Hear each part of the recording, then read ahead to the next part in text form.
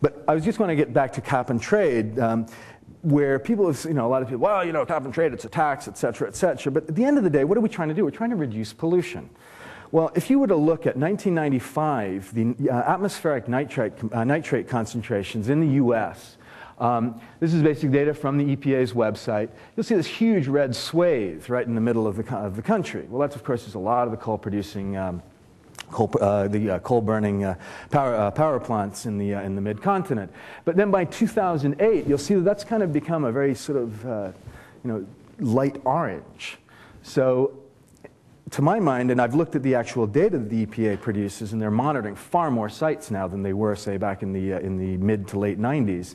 Monitoring more sites, tracking an awful lot more across the country, and yet we see these huge reductions in things like NOx and SOx concentrations in the atmosphere. So to my mind, I mean, cap and trade does seem to work. There's a big issue, of course, anyone knows about, or has read much about the CO2 side of things, is NOx and SOx generally tend to just sort of travel with the wind and ultimately will precipitate in some way or other. There'll be smog, acid rain. But CO2 basically just sticks around in the atmosphere, and the atmosphere, last time I checked, is pretty much worldwide. And this is one of the major complexities of trying to get some sort of carbon regime or controlling carbon emissions, in that pretty much everyone has to participate because it's a bit like a balloon. You got one leak, eventually it'll just go, it'll go flat. Give you an idea of where the markets are today. We've got several mandatory emissions programs, the most notable in the US being RGGI in the Northeast. Colorado and Oregon have schemes in place. There are emerging mandatory programs. The big question mark, of course, was around the federal bill, whether there was actually going to be something in the US this year, and it certainly does not look anything like there will be. And given the political climate, I doubt there will be, perhaps even next year or the year after.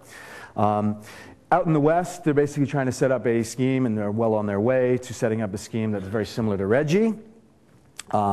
The Canadians are looking at doing a federal scheme as well for greenhouse gases. Saskatchewan also is looking at one.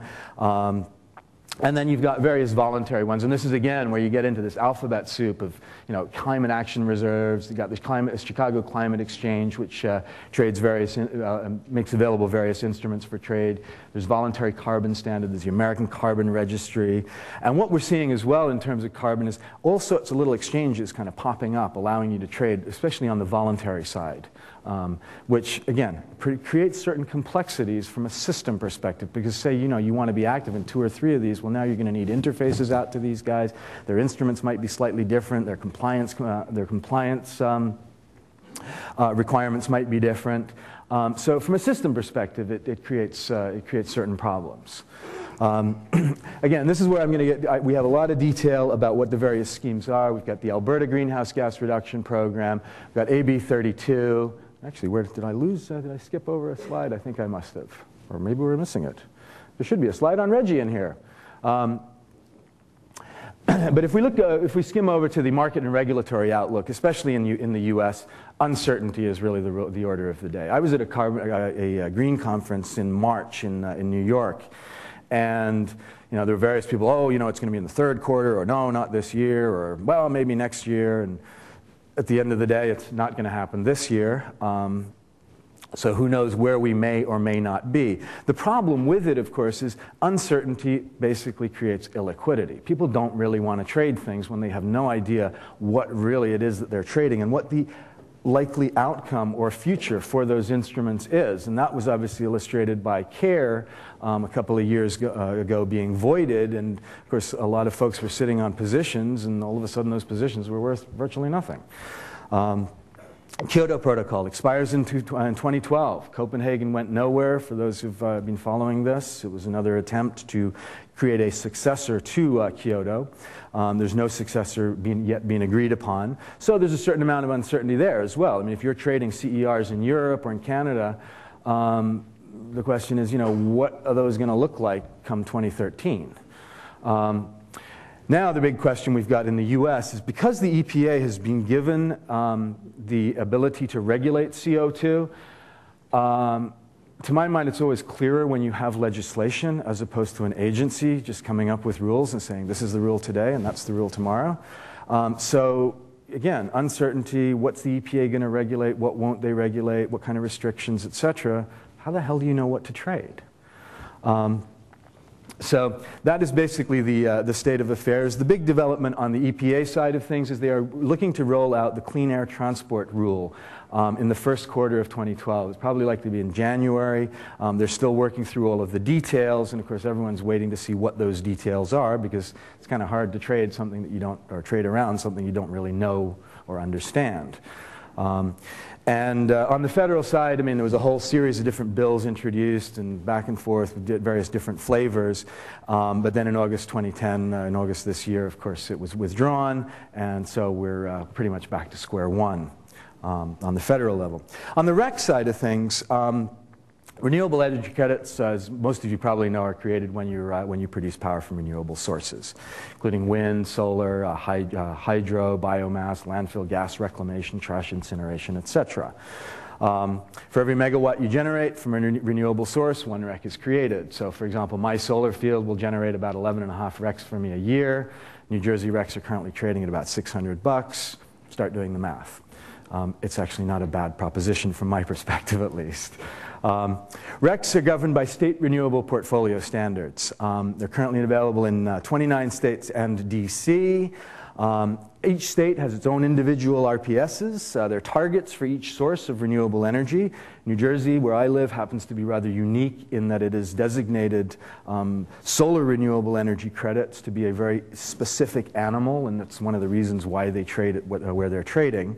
And basically, to be, if you're a generator in any of these states, you either have to build renewable energy facilities, and in New Jersey, just about every other telephone pole now has a solar panel about this big, just sitting on it.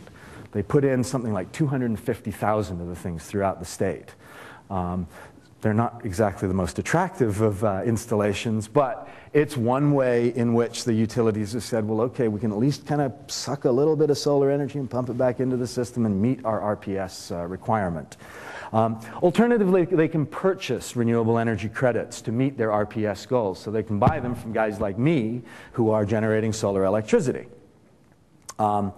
RECs are usually priced just below the cost of non-compliance. Usually about 90 to 95% of the cost of non-compliance is where you generally tend to see the price of RECs. Depending on the state, RECs can be unbundled for power. And as I keep saying, depending on the state, 29 states, not 50 states. What we're sort of starting to see here is this whole patchwork quilt idea.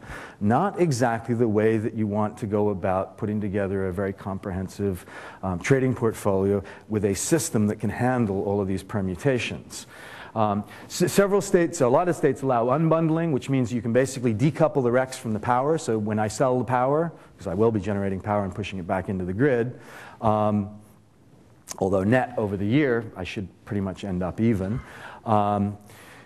So there's a number of states that allow us to separate the power from the RECs, so I can sell the RECs separately. I don't have to sell the RECs to JCP&L, who happens to be my power provider.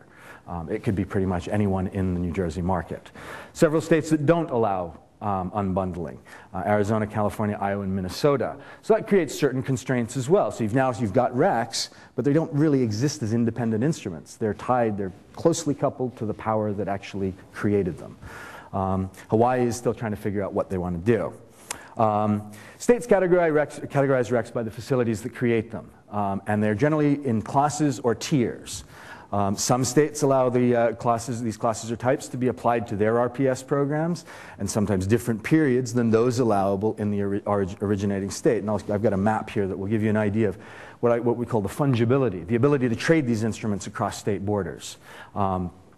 The interjurisdiction fungibility poses severe challenges for ETRM systems, by the way. So you can have a REC that was generated in a given state that may have validity for year 1. It might actually have validity in another state for 2 years. It might have validity in a third state for 3 years. As you can see, the more of these sort of layers of when are they valid for and this type of thing, and where are they valid and how can I apply them, again, adding to the complexity of how can you trade them, how can you manage the risk associated with them.